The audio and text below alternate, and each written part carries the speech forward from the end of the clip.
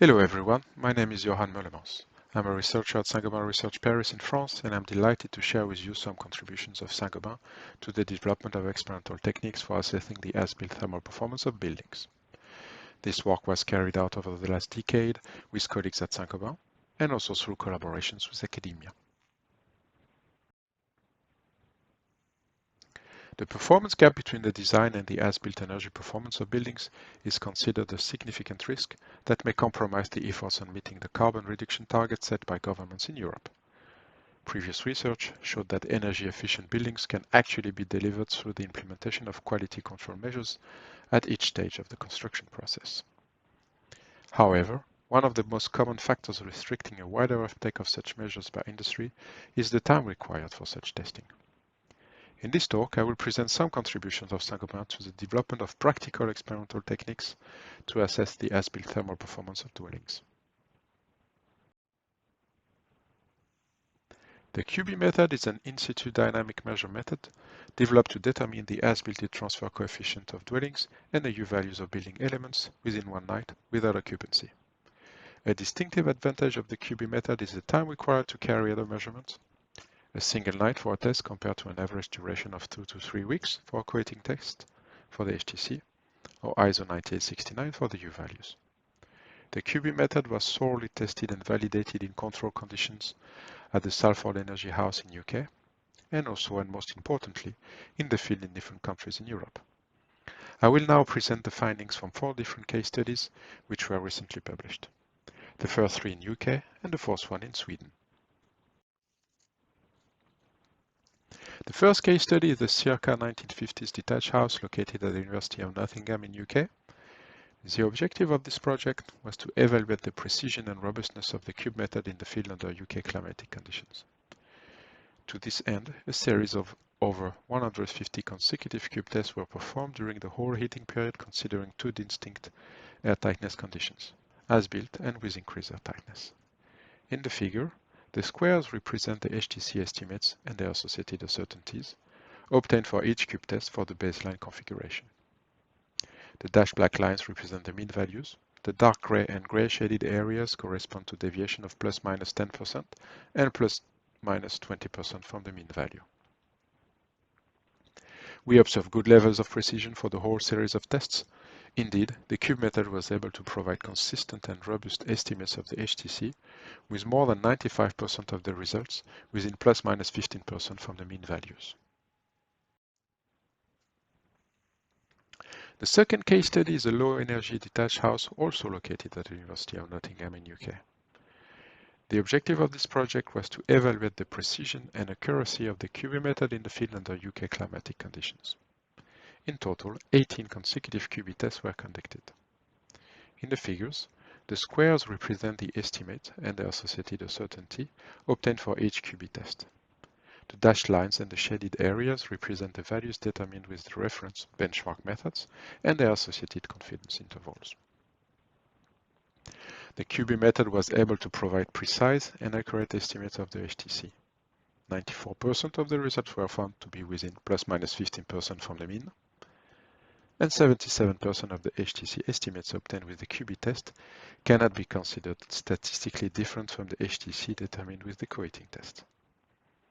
The QB method was also able to provide precise and accurate estimates of the U values of the external walls at 7 different locations, and the glazings at 9 different locations.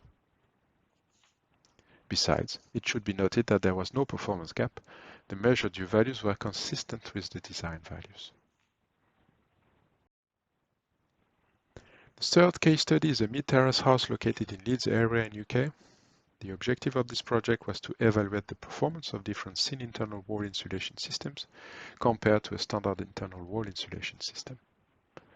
The bar plots represent the U values measured by both the ISO 9869 method in red and the QB method in blue. The measured values correspond to the average values of 15 different locations. The target values for the different retrofits are reported in green. We observed a good agreement between the measurements for both the baseline and the different retrofits. Besides, it should be noted that there was no performance gap. Indeed, the measured U values after the different retrofits were consistent with the calculated values. The fourth and last case study is a multifamily housing located in Stockholm area in Sweden. A full refurbishment of the dwellings was undertaken within the framework of a European project.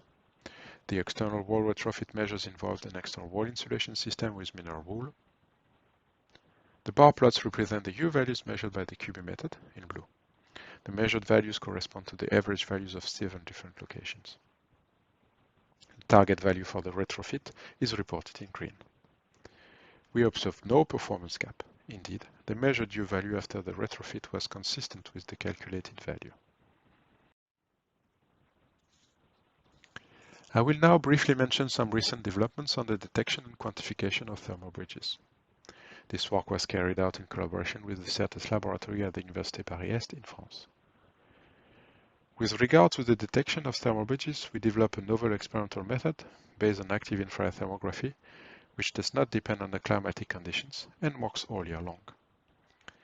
With regard to the quantification of heat losses, we developed a set of experimental methods based on passive and active infrared thermography to estimate uniform or non-uniform heat losses from building walls. The heat transfer coefficient on building walls, its R value or the U value, the psi value and the chi value. These experimental methods were validated from lab scale to full scale. More details can be found in the references below.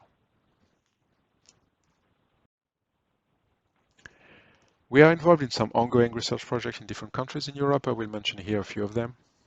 In UK, we collaborate with Leeds Beckett University in different projects funded by UK government related to evidence-based demonstration of the as-built thermal performance of residential dwellings, the SMETA Innovation Programme and the DEEP project. This project will further look into the capability of the cube method to provide precise and accurate estimates of the HTC for a wide range of residential dwellings. In Sweden, the energy performance gap of new-built residential dwellings is also well recognized. A project was launched by the Swedish Energy Authority to gain further insights and identify levels of improvement. The contribution of the building envelope to the performance gap will be quantified through in-situ measurements carried out with the QB method. The participants of the project include the energy experts of different key stakeholders in Sweden, a residential housing developer, social housing companies, a municipality, the City of Stockholm, University, KTH, and Saint-Gobain. If I were to mention a couple of needs that should be addressed by future work, it would be the development of testing methodology which can be used all year long, including in hot and humid climates, for example in Asia or America. This talk showcased some key contributions of Saint-Gobain for bridging the gap between researchers and practitioners. With regard to the QB method, there are two key takeaways. First, the QB method can deliver rapid, precise and accurate measurements on a wide range of materials and solutions, residential buildings, construction types and climates. Second, the QB method is able to accurately quantify change in U values following retrofit of external walls. If you'd like to know more about the QB method and how it could help you demonstrate on-site performance of your buildings, contact me at johann.meulemans@saintgobain.com.